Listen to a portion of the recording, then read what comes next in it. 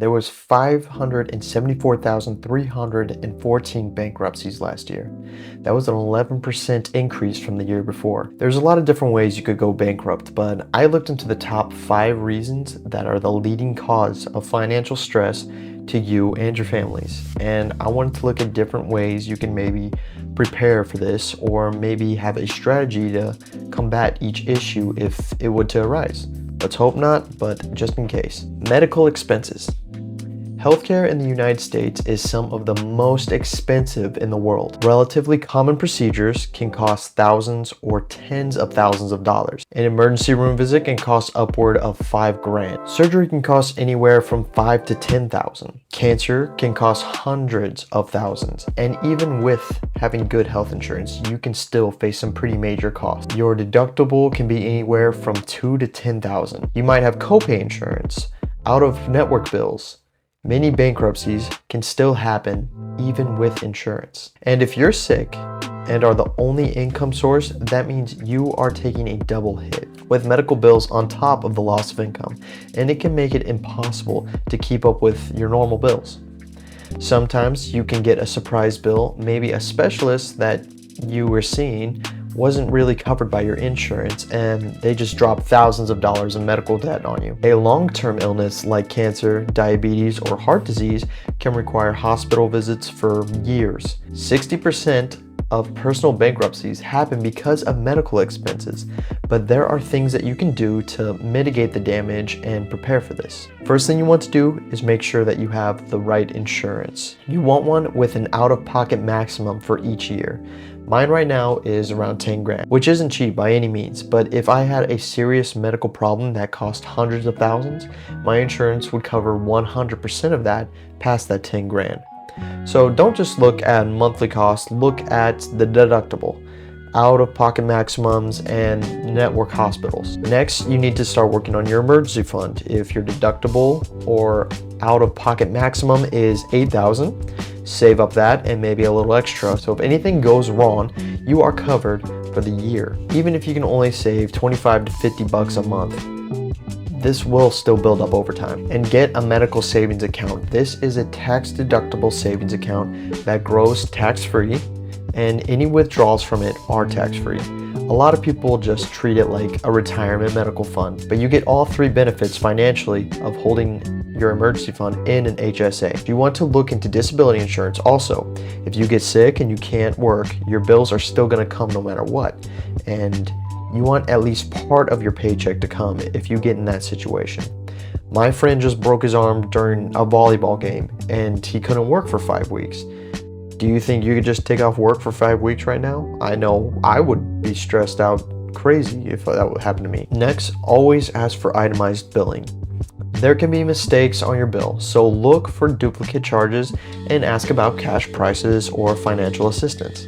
Hospitals can reduce your bill by 30 to 70% if you ask them to, or even ask about the billing. You can use hospital financial assistance. Most nonprofit hospitals must offer help because of the Affordable Care Act. So if your income is below a certain amount, they may be able to reduce your bill or set some interest-free payments, or they may even forgive your debt completely. And make sure you understand the No Surprise Act. This act protects patients from massive unexpected bills when treated at a network hospital, and you can dispute them if they come up. One thing is, don't get a medical credit card. They can rack up a ton of debt. Instead, you want to negotiate with the hospital and ask for a 0% payment plan. All right, moving on to the second reason for bankruptcies in the world, and that would be job loss or a reduction of your income. Many houses live paycheck to paycheck, so a loss of job, a significant pay cut, or a reduce of hours can quickly deplete any savings or emergency funds you have and make it almost impossible to keep up with even the basic living expenses. And unemployment doesn't cover everything. Only about 40 to 60% of your income, and you might not even qualify, which makes you rely on credit cards, and that will make it build up crazy fast till you're up to your neck in debt. You might not be able to recover quickly either. It can take months to find a new job, and a lot of damage can be done in that time, and you end up having to spend the next couple of years just trying to climb out of the hole that you dug with that. To combat this, you can do a few things. You need to write up a bare bones emergency fund that you would need to survive for 6 months. This means getting your monthly cost of living and multiplying it by 6, and cut out all the extra junk that you don't need to just survive.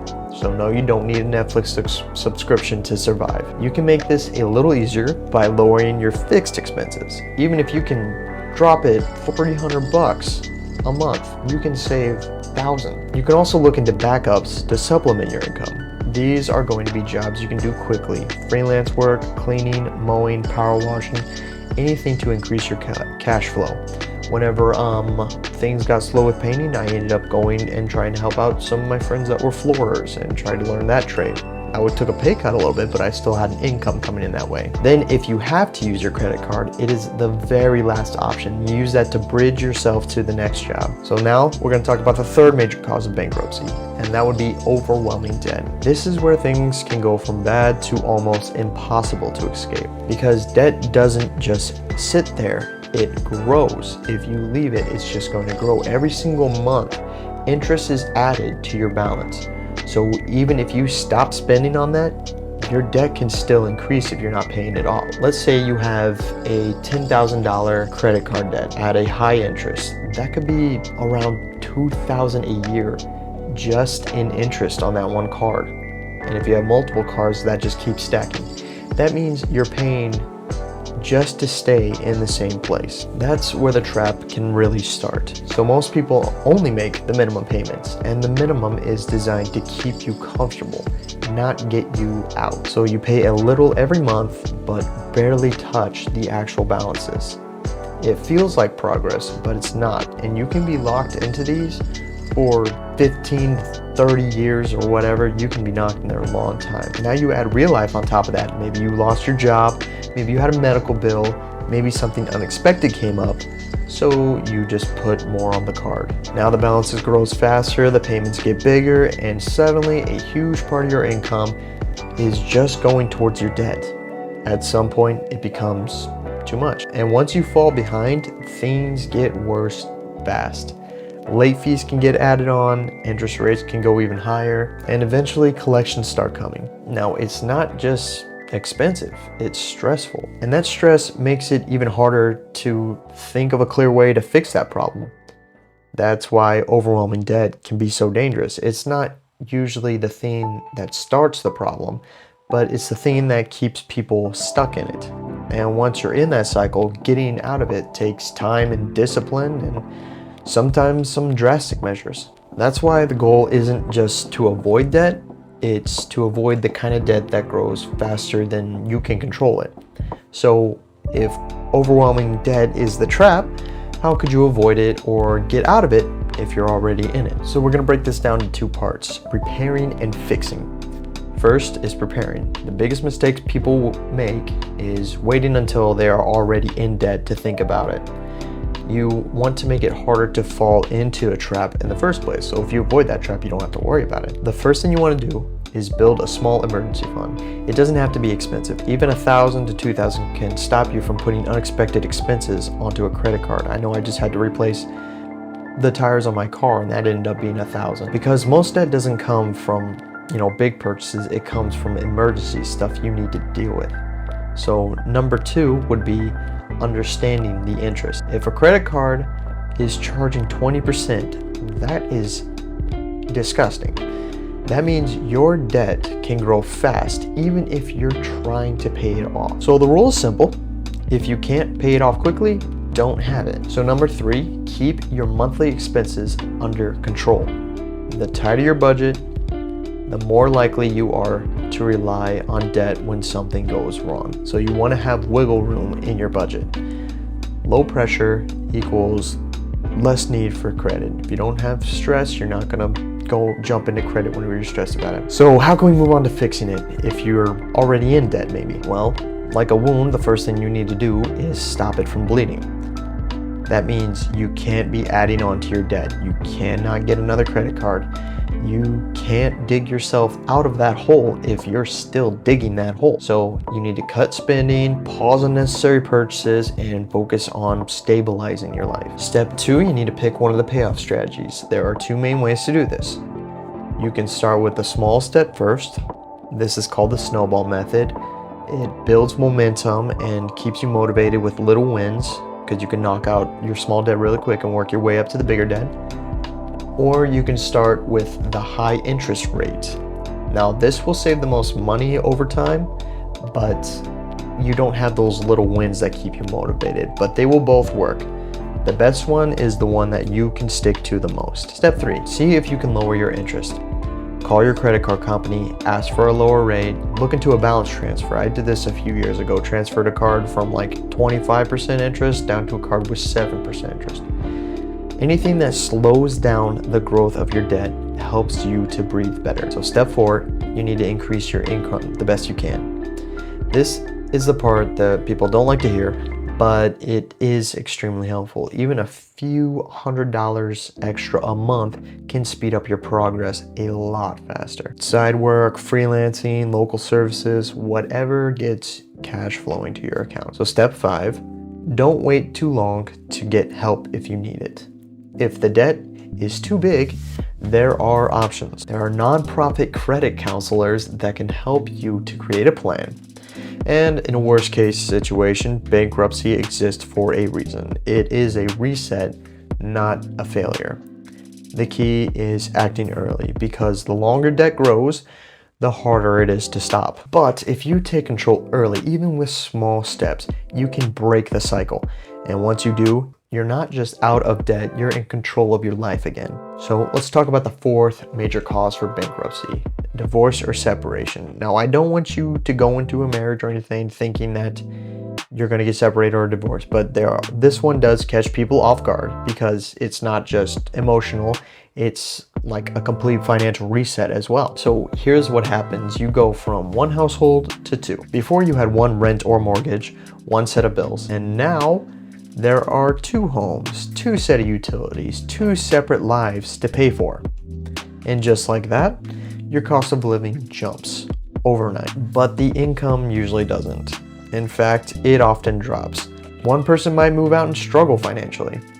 If there are kids involved, someone may have to work less to take care of their kids. So now you've got higher expenses and less income. And that's just the start of it.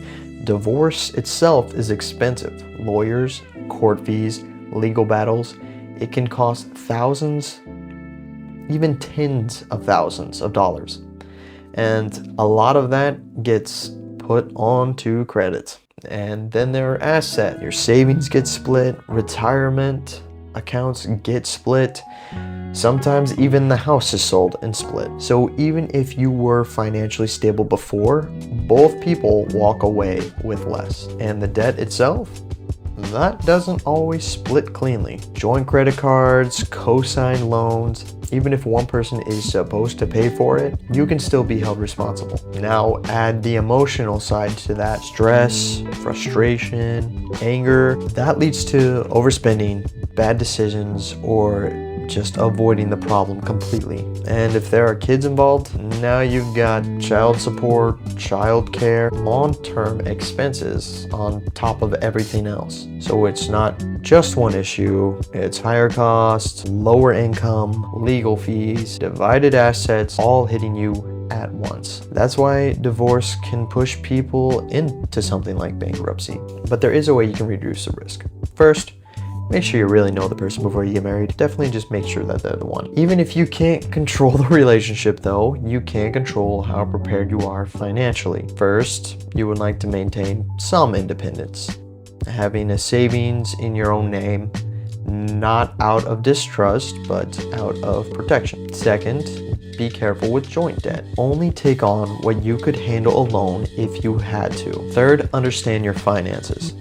Know the accounts, the bills, the debt, everything, because you don't want to figure out in the middle of a crisis. Fourth, consider something like a prenup. It's not about expecting things to fail, it's about having a clear plan if they do. And finally, if separation happens, avoid a long legal fight if possible. Mediation is faster, cheaper, and far less damaging financially. At the end of the day, divorce doesn't just separate people, it can split a financial system in half under pressure. But if you prepare ahead of time, you don't have to let it break you financially too. So now let's talk about the fifth cause of bankruptcy: unexpected expenses and life events. This one is different from the others because it's not a big thing. It's all random things life can throw at you at the worst possible time. Your car can break down, your house needs a repair, your family emergencies come up, you have to move suddenly, and here's the problem. These things don't give you a warning, they just show up. And when they do, they usually need to be handled immediately. You can't just ignore a broken car if you need it to get to work. You can't delay certain emergencies. So what do people do? They reach for the fast solution. That would be credit cards, loans, whatever gets the problem solved right away. And just like that, a short-term problem turns into a long-term debt. But it gets worse. These events don't always come alone. One problem can trigger another one. Your car breaks down, now you miss work. You miss work, now your income drops. Or you have to move suddenly.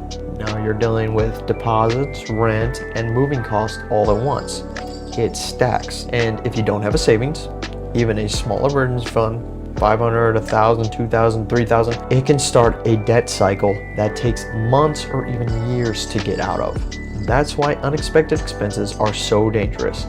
It's not that they're always huge, it's that they hit fast, stack up quick, and can catch people unprepared. But here's the good news.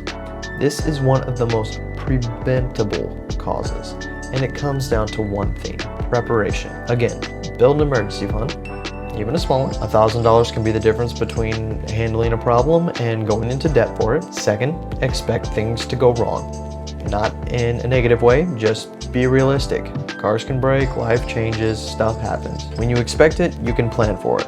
Third, keep some money accessible. Not everything's invested, not everything's locked away.